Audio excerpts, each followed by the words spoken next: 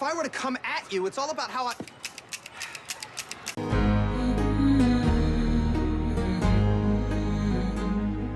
Greetings, fellow mortals. Just a reminder saying it's just my opinion is for cowards. And although I don't normally feel the need to defend my opinions, I'd like to throw a few credentials out there. I am a second-degree black belt in karate. I have taught classes for multiple years, including women's self-defense. I have training in jiu-jitsu, chin-na, swajiao, and I've learned a few judo throws. So this isn't just some random guy criticizing the fight choreography. In fact, most of Hollywood fight scenes are terrible, a good 90%. Really, if you want the holy grail of well-done fight scenes, just focus on the John Wick series. And I gotta tell you, it was perfect. Perfect. Everything, down to the last minute details.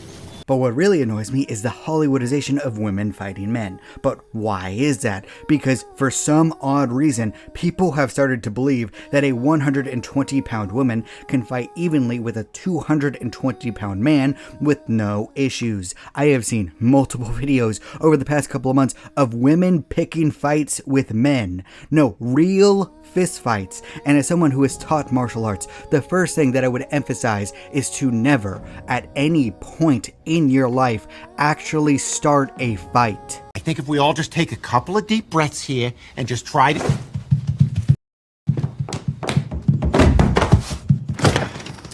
You want to know why? Because when people fall and hit their head, they could easily die. Forget cracking their skull open. The neck is so fragile that you wouldn't believe it. In fact, one of the most believable consequences that I've ever seen from a fight scene came from The Bear. Yes, the show about chefs in a kitchen. Someone got punched, fell down, hit their head, and couldn't move afterwards, and then people got arrested. It is very, very, very easy for people to get permanent injuries in a real brawl. I was born with glass bones and paper skin. Every morning I break my legs, and every afternoon I break my arms. That's why MMA, boxing, and combat sports are not real fights. They are sports over everything else. Real life or death fights are messy and gross. There isn't a referee to stop things from going too far. There aren't weight classes to keep you from facing someone 20 pounds heavier than you are, which is a giant difference in striking power. Yes, that big of a difference between men can be huge.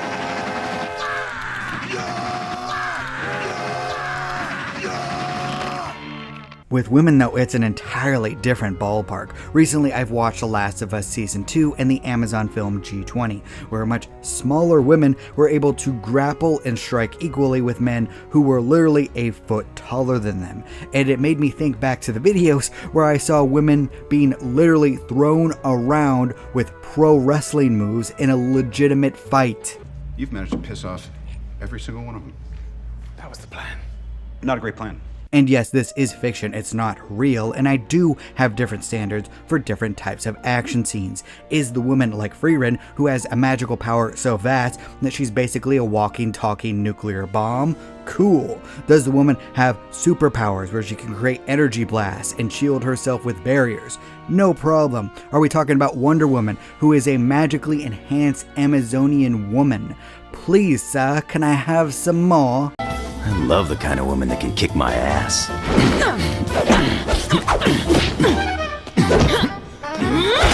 But if we're in a semi-realistic story, can we at least be, I don't know, semi-realistic maybe? Just for the sake of humanity's sanity at this point? No, you are not probably going to be able to drag a much bigger man to the ground and submit him. No, you're probably not going to get into a punch trading contest with a giant meathead and walk away. And you might have the criticism for me of, well, you wouldn't win in a fight with a trained MMA female fighter. No, I wouldn't win in a fight against a woman whose entire existence was training for combat, but at the same time, they wouldn't try to fight me the same way they would fight a woman in their same weight class. Did you ever notice that? How many really stupid people you run into during the day? And if you want to prop these elite, amazing women up, something that I very much agree with, then Hollywood should probably hire them as consultants for their choreography with fight scenes. What? You never thought of that? To have women who know how to fight make scenes where women fight? That way it looks good, is believable, and could actually help someone who needs to defend themselves? Huh. Interesting. Oh, it's so obvious. I would have never thought of that. And like I said, the holy grail of fight scenes is John Wick. In part 3, they made Halle Berry, of all people, look believable by having her fight using dogs and guns. In part 4, the character of Akira used her speed, agility, and flexibility to weave around a much bigger opponent and cut him down piece by piece. Of course, one solid hit took her out of commission, but that's real life. If someone with 100 pounds of weight on you hits you, you're probably not going to get up. If I were ever to give advice to women without years upon years of training on how to defend herself, it would be this: be loud and try to get away. If you're getting attacked, do not punch if you've never thrown a punch before. Grab something and hit your attacker with it, or at the very least, palm strike. Why? Because the bones, specifically the skull, is very hard, and you will break your hand. When you punch someone in the face, it hurts your hand. A lot. But what hurts even more than that? This. Also, just sweep the knee. Forget about the tournament in the Karate Kid. That was a sports competition. This is real life that I'm talking about. The knee is not meant to hyperextend at all. Use that, because someone with only one leg cannot chase after you. They will be on the floor crying. And if someone is lying on their face on the ground, there's nothing they can do to you if you run away.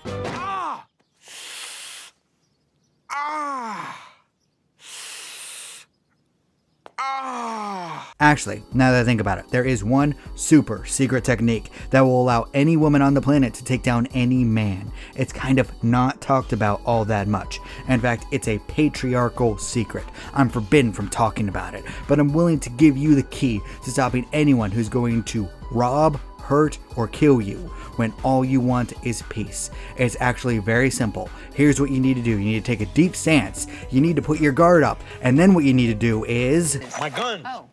Anyway, I started blasting. Bang! Bang! Yes, the great equalizer. I know I said it as a joke, but it's not really a joke, especially in movies and TV shows. Instead of having a female character just kick a man through a window, just have her unload a clip into him. It's not that complicated. No one's getting up from that. So yes, the key is, in fact, for a smaller, weaker opponent to use a weapon to take down a much larger foe. Even throwing things makes sense. That's right, something like Scary Movie has better female self-defense than a lot of action series nowadays.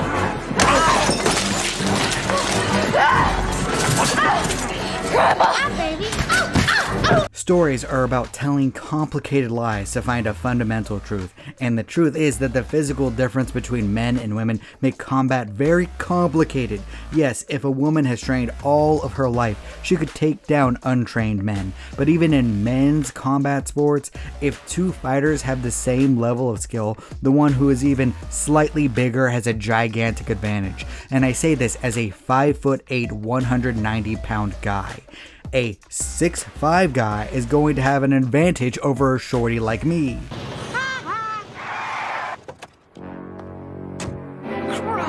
In all honesty, the way to make the fight scenes in The Last of Us Season 2 and in G20 more believable is to have them use weapons at all times. Guns and knives. Ellie's training exercise could involve her using a red marker to prove where her stab and cut marks would go, but she is constantly overpowered in close quarters, like in the first game. President Sutton could be a crack shot and gun expert who can outclass anyone at the firing range.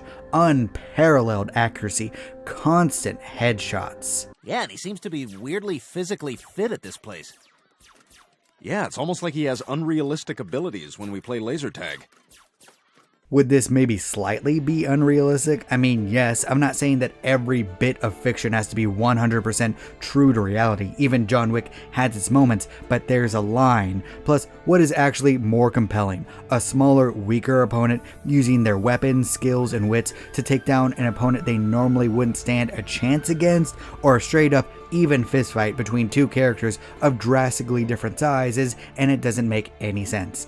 Yeah, even in David versus Goliath, if you take out the religious aspect of it, David used a slingshot and a sword against the giant. He didn't do some flippy dippy whippy nonsense into a weak looking armbar.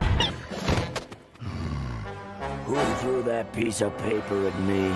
Personally, I like to see realistic and smart ways for protagonists to overcome the odds. Telling these stories that are outright lies is not only boring, it's apparently putting people into danger because they're starting fights that they shouldn't. And yes, I would prefer if they reworked men's action scenes too, because most of them nowadays really suck. But what do you think? Am I over-exaggerating the problem? Do you like how women's combat is portrayed in Hollywood? Would you prefer if they made the female characters faster and smarter? Please leave a comment down below. I'd love to hear your thoughts. And remember, if you disagree with everything I have to say, that is perfectly fine. After all, everyone is entitled to their objectively wrong opinion. What if I zigzag like this?